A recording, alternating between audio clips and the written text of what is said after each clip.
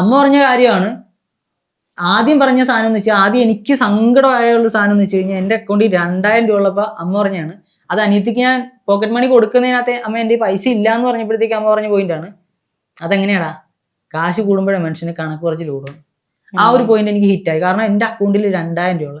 ഈ 2000 രൂപ എന്ന് പറഞ്ഞു കഴിഞ്ഞാൽ വണ്ടിയിൽ ഒരു റൗണ്ട് ആലപ്പുഴ ഒന്ന് ചുറ്റി വരാൻ, വർക്കിന്റെ കാര്യങ്ങൾക്കായിട്ട് ചുറ്റി വരണമെന്നുണ്ടെങ്കിൽ തന്നെ 10,200 രൂപ ഡീസൽ നമുക്ക് മിനിമം പോകും. അപ്പൊ ഇതിനിടയ്ക്ക് ഇവളെ ആശുപത്രി കൊണ്ടുപോകണം, എനിക്ക് എന്തെങ്കിലും ബുദ്ധിമുട്ടുള്ളതെന്ന് ആശുപത്രി പോകണം, അമ്മയ്ക്ക് അനിയത്തിക്കും ബുദ്ധിമുട്ട് വന്നാൽ ഞാൻ തന്നെ കൊണ്ടുപോകണം. ഈ പൈസ നമ്മളിത് മറ്റേ കുഴിച്ചുണ്ടാക്കുന്നതല്ല, മരത്തിൽ നിന്ന് കുലുക്കിയിടുന്നതുമല്ല. പൈസ ഉള്ളവൻ്റെക്ക് അത് പറയുന്നത് വേറെ.